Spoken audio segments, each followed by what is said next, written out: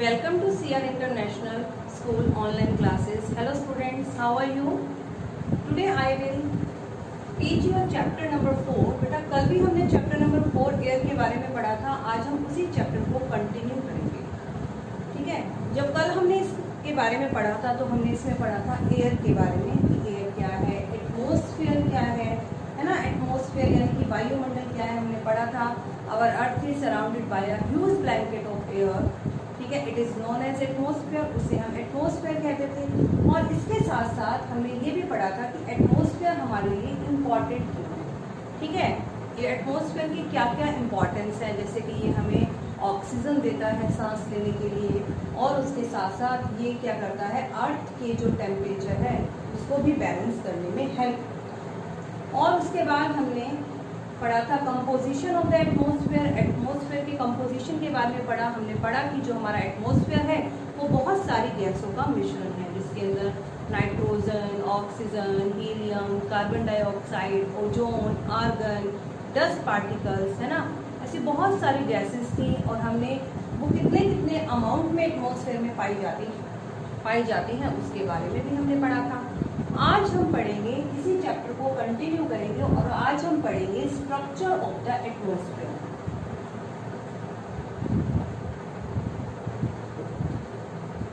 Structure of the atmosphere. Structure मतलब संरचना. ठीक है. Structure of the atmosphere. और हमें ये पता होना चाहिए कि जो हमारा एटमॉस्फेयर है ना वो 5 लेयर्स के अंदर डिवाइड किया है. कितनी लेयर्स में डिवाइड है बेटा? 5 लेयर्स के अंदर डिवाइड है. और उन लेयर्स के नाम क्या क्या हैं? Troposphere, stratosphere, mesosphere, thermosphere and exosphere. ये 5 लेयर्स हैं जिसके अंदर हमारा एटमॉस्फेयर जो है वो डिवाइड किया गया है. और जो सबसे पहली लेयर है हमारी ट्रोपोस्फेयर, वो जो लेयर है हमारी सबसे ऊपर नहीं. अगर हम डायग्राम बनाते हैं, देखिए हम डायग्राम बनाते हैं और अगर हमने डायग्राम के अंदर 5 लेयर्स बनाई,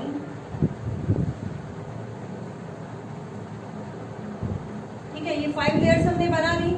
और ये जो 5 लेयर्स जब हम बना रहे हैं, जो सबसे पहली लेयर है ट्रोपोस्फेयर. क्या नाम है उस लेयर का? ट्रोपोस्फेयर. वो सबसे नीचे अर्थ की सरफेस से स्टार्ट होते ही, जहां से हमारी जमीन, हमारी अर्थ स्टार्ट होती है, वहीं पर जो सबसे पहली लेयर है, सबसे ऊपर नहीं लिखेंगे हम इसे, सबसे नीचे जो अर्थ की तह के साथ टच करती है वो जो लेयर है हमारी ट्रोपोस्फेयर. क्या कहते हैं उसे? ट्रोपोस्फेयर. ठीक है. सेकेंड लेयर है हमारी stratosphere.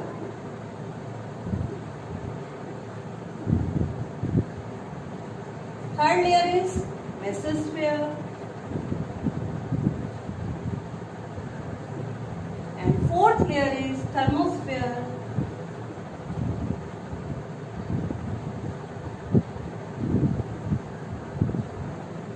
And fifth layer is exosphere. ये हमारी 5 लेयर हैं. ठीक है. ट्रोपोस्फेयर को हम किस नाम से जानते हैं हिंदी में? शोभ मंडल. शोभ मंडल कहा जाता है इसे हिंदी में. स्ट्रेटोस्फेयर, स्ट्रेटोस्फेयर को हम बोलते हैं समताप मंडल. समताप मंडल. मेसोस्फेयर मध्य मंडल. आयन मंडल. और ये बहिर्मंडल.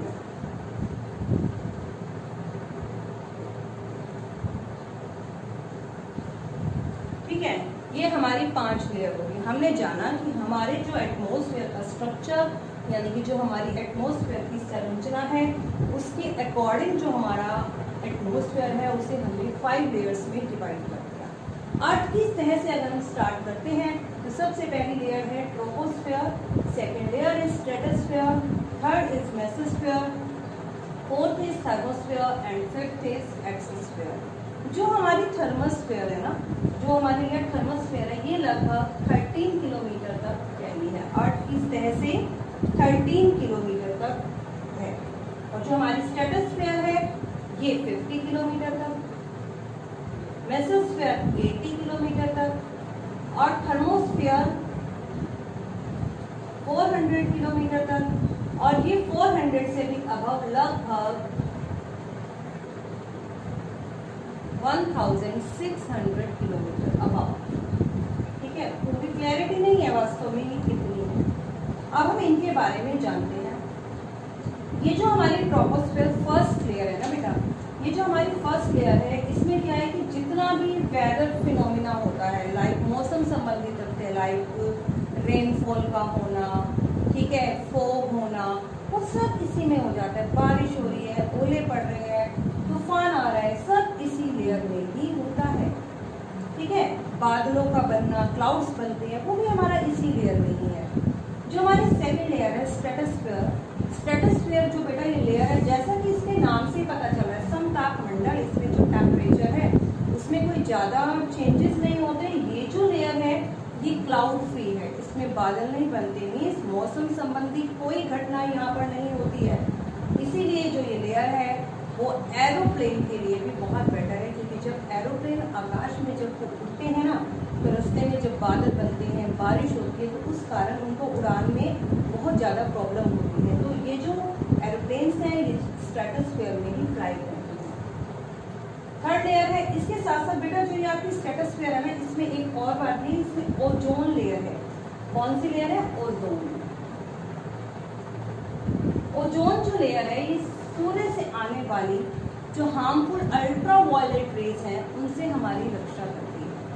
ठीक है, सन से आने वाली अल्ट्रा वायलेट रेज से हमारी रक्षा करती है, जिसके कारण क्या है कि अगर ये अल्ट्रा वायलेट जो लेयर है अगर ये नहीं हो तो क्या होगा, जैसे कि कहते हैं कि अल्ट्रा वायलेट रेज जो ये आपकी लेयर है इसके अंदर छेद हो गया है, जिसके कारण हार्मफुल सन रेज अर्थ पर आ रही हैं, जिसके कारण मानव कई प्रकार की बीमारियों से ग्रसित हो रहा है, लाइक कैंसर। ठीक है, मेसोस्फीयर ये जो आपकी थर्ड लेयर है, ठीक है, इस लेयर में क्या है, मध्य मंडल है ये, क्योंकि जैसा इसका नाम है मध्य मंडल, 2 लेयर नीचे है, 2 लेयर इसके ऊपर है, तो ये सेंटर में हो जाती है। ठीक है, इसलिए इसे हम मध्य मंडल भी कहते हैं। इस लेयर पर आने पर जो मीटेरोइड्स हैं, जो आपकी उल्का पिंड है, वो जल इस लेयर में आए। ठीक है, ये हो गई आपकी, और ये है आपकी थर्मोस्फीयर। थर्मोस्फीयर जो है ये आयन मंडल, इसमें जो आपकी आयन पाए जाते हैं, इसके कारण क्या है कि ये जो रेडियो ये ट्रांसमिशन में, ठीक है, ट्रांसमिशन में हेल्प करती है, रेडियो वेव्स को वापस धरती पर बैक रिफ्लेक्ट कर देती है, जिसके कारण हमारी टीवी में, रेडियो में वॉइस आती है। ठीक है, और ये एक्सोस्फीयर है, सबसे ऊपर की लेयर है। माना जाता है कि ये 1600 किलोमीटर तक फैली है, लेकिन वास्तव में यहाँ तक पहुँचने पर जो गैसेस हैं वो बहुत ही ज़्यादा विरल हो जाती हैं, हल्की गैसें। ठीक है, जैसे कि हाइड्रोजन, हीलियम, कोई गैसेस यहाँ पर पाई जाती हैं, और यहाँ पर आने पर ये जो एक्सोस्फीयर है धीरे धीरे हमारे स्पेस में मिल जाता है, और यहाँ तो वायु बहुत बहुत कम है। ठीक है बेटा, चलिए आज हम इसके बारे में अपनी बुक में पढ़ेंगे। देखिए, आप निकालिए बेटा, स्ट्रक्चर ऑफ द एटमॉस्फेयर, वायुमंडल की संरचना। जैसे मैंने आपको भी बताया, our atmosphere is divided into 5 layers starting from the earth surface. ये हमारा जो एटमॉस्फेयर है वो 5 लेयर में डिवाइड है, और वो अर्थ की सरफेस से ही स्टार्ट होता है। ठीक है, दीज आर, अब इन लेयर्स के नेम दे रखे हैं आपकी बुक में, troposphere, stratosphere, mesosphere, thermosphere and exosphere. ये आपकी 5 लेयर हैं जो हमारी अर्थ की सतह से ही स्टार्ट होती हैं। अब हम जानते हैं फर्स्ट लेयर के बारे में, जिसका नाम है troposphere. Troposphere, this layer is most important layer of the atmosphere. ये सबसे इंपॉर्टेंट लेयर है आपके वायुमंडल की। It's average height is 13 kilometre, लिखा ना हमने, ये लगभग 13 किलोमीटर की ऊंचाई तक है। ठीक है,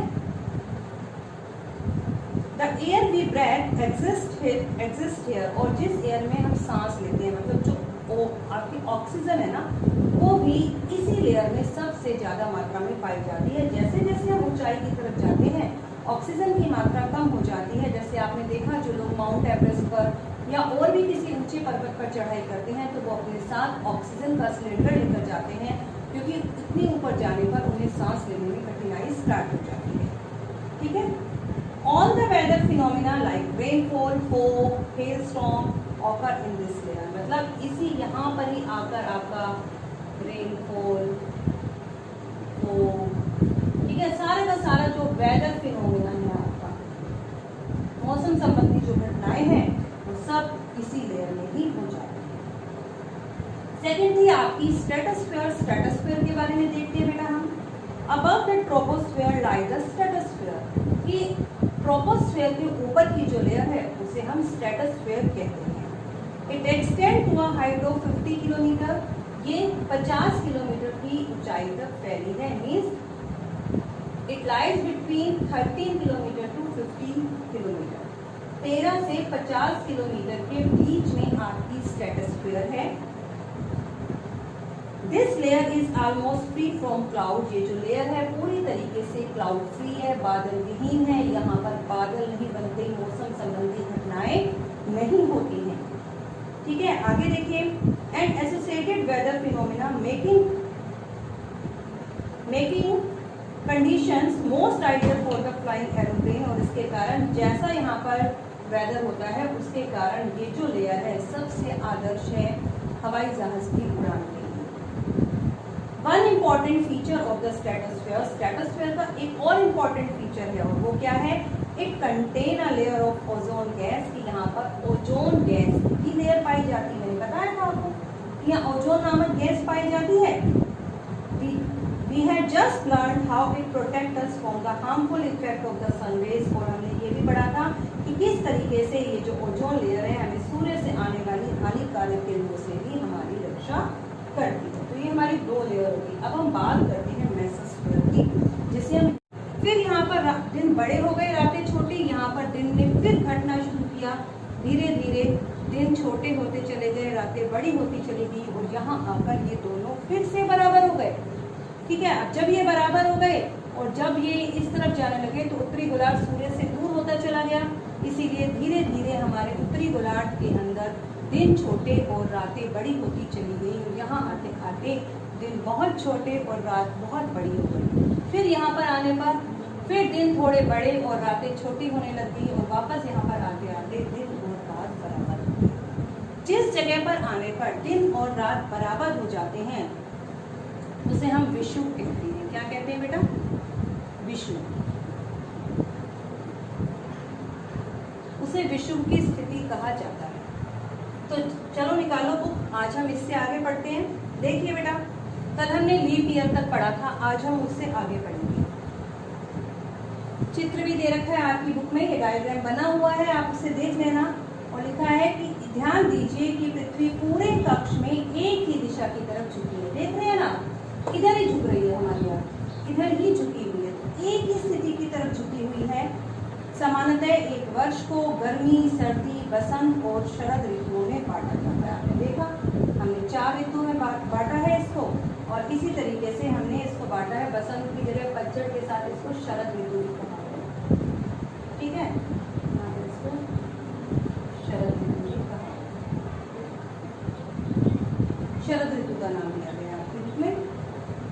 ऋतुओं में परिवर्तन सूर्य के चारों ओर पृथ्वी की स्थिति में परिवर्तन के कारण होता है। ऋतुओं की बदली, क्योंकि पृथ्वी की स्थिति चेंज हो रही है, कभी पृथ्वी तो सूर्य का चक्कर लगा रही है, तो स्थिर तो है नहीं, कभी यहाँ है, कभी यहाँ, कभी यहाँ, कभी यहाँ। तो जब सूर्य के चारों ओर चक्कर लगाते हुए पृथ्वी की स्थिति में परिवर्तन होता है, तो उसके साथ साथ ऋतुओं में भी परिवर्तन होता है। 21 जून को उत्तरी गोलार्ध सूर्य की तरफ झुका है। देखा था ना आपने, 21 जून उत्तरी गोलार्ध सूर्य की तरफ झुका है, और सूर्य की किरणें कर्क रेखा पर सीधी पड़ती हैं।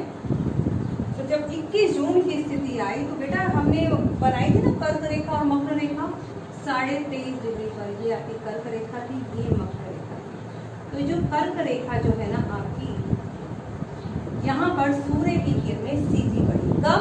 21 जून।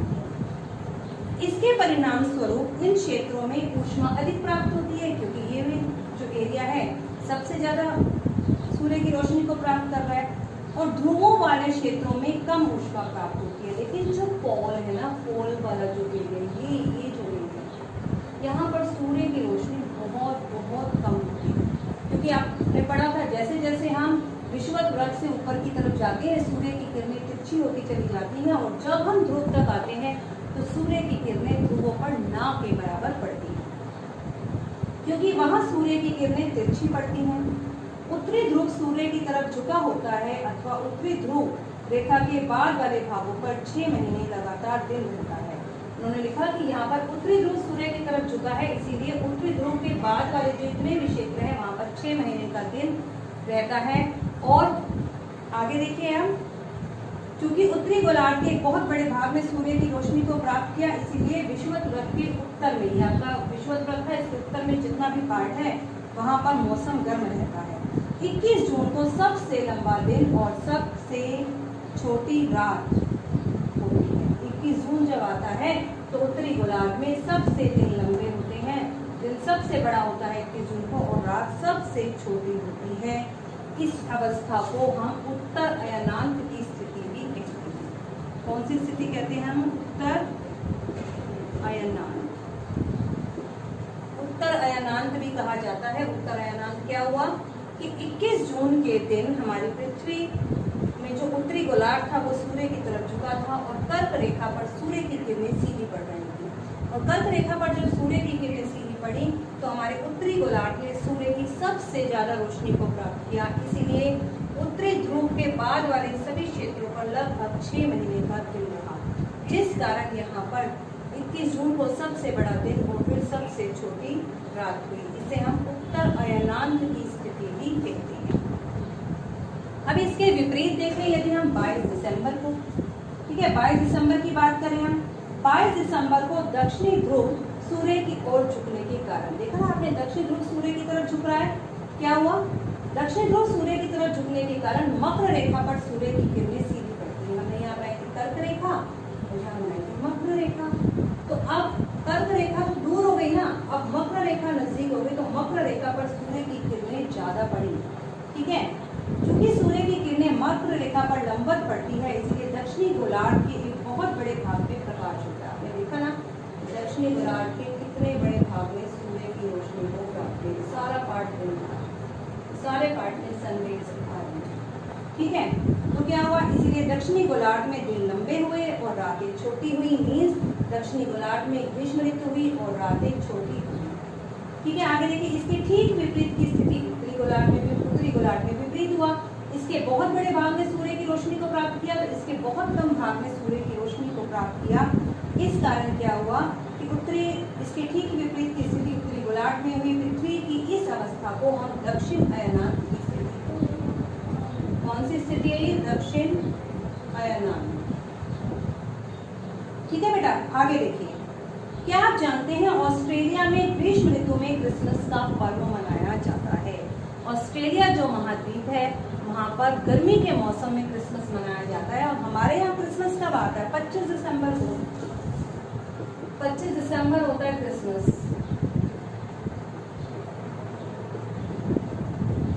हम कौन से महाद्वीप में रहते हैं?